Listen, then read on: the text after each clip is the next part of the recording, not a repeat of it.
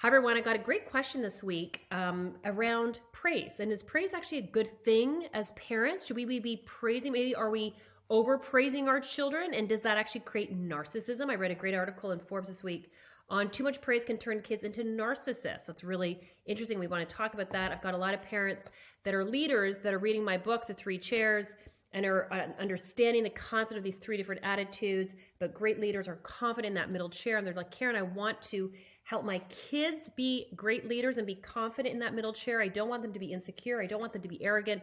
So should I be praising my kids? This is the question I'm getting asked. Should I be praising my kids? So let me just share with you some interesting research kind of around this.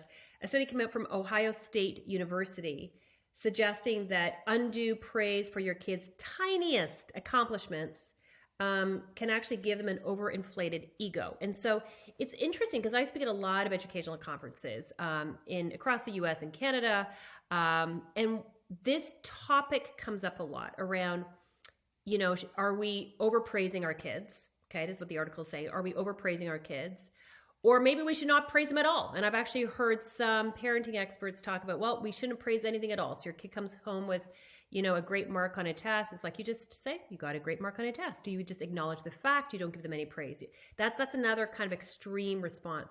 I like a middle approach. And I do think when you look at kind of generations, I think that often we go from one extreme to the next in generations. So maybe we went from a generation where parents weren't really praising at all to all of a sudden we're overpraising for every single little thing.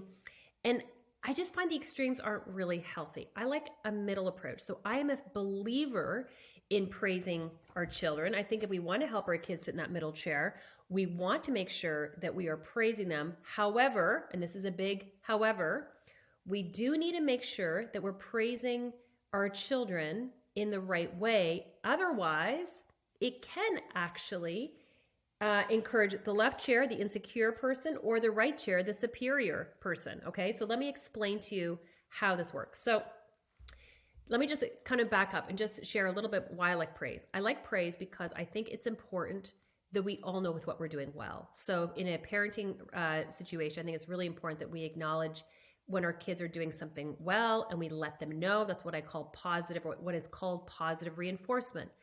I think that part is really important. Where it can sometimes go sideways is if we are praising our children for external and not internal reasons. Let me give you an example.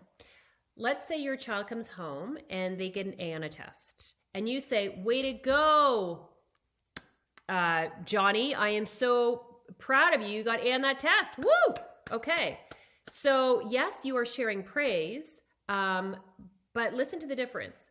Let's say Johnny comes back home and he says, here's my test I got an A, and you're like, "Way to go, Johnny. I'm so proud of you. I loved your work ethic, your discipline, your initiative, your study habits, your focus." You're still praising, but you're praising very differently. So the one example that I gave, you're praising on external. The other praise is you're praising on character. If we want to help our kids sit in that middle chair, okay, if we want to really help develop confident children, it is very important that we praise for character, not achievement. Because in that first example, if you're saying, "Johnny, I'm so proud of you, got A on that test," what Johnny is going to learn is, I'm okay if I achieve. I'm okay if, my self-worth if I get these A's. If I don't get these A's, I'm not as worthy. And what does that reinforce? That reinforces that left chair. So, and I see this. Listen, I've been doing this work for a long time. I've been doing this work for 25 years. And I would see the most loving, wonderful parents, and they mean well, but they're praising for external rewards versus internal character. So you want to be really careful of that, all right? And so that's one piece. The other piece, and I think this is where articles like this around is praising causing narcissism and all that, is when you think about, again, I'm just sharing with you the three chairs because it's a great framework, right, to really understand. If you haven't seen my TED Talk, go see my TED Talk. It kind of unpacks the three chairs in much more detail. But the key difference, okay, with somebody in the middle chair, and whether or not you've got a 5-year-old or a 15-year-old doesn't make any difference. The difference with somebody in that middle chair is that they have a belief system that first of all, I am loved, period. It's not based on whether or not I get A's. It's not based on external achievement. I'm okay, period. And so it's very important that as parents, we are communicating that to our children. But the other piece that's really important about that middle chair is that they have a sense around humility. So if we are over praising our kids and we're praising them for every single teeny weeny little thing that they do, yes, it can actually have a massive impact in terms of them actually sitting here.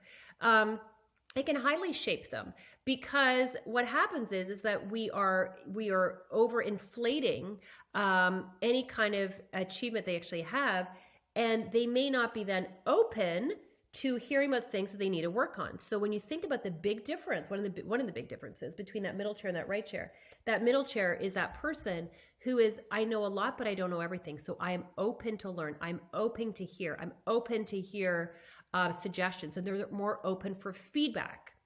So why is this so important? Is because yes, giving positive praise is really important.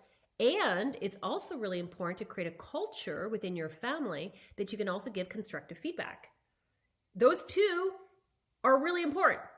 You don't want to create a culture where you're just giving praise, and the child somehow now thinks that they are somewhat perfect or somewhat superior to other people. Then you're going to have a problem. You're going to kind of all of a sudden find a situation where maybe maybe yourself or somebody else or your kids are kind of falling into that right chair. And so, yes, it's important to give positive praise, focused on character, because character is the heart and soul of your kids.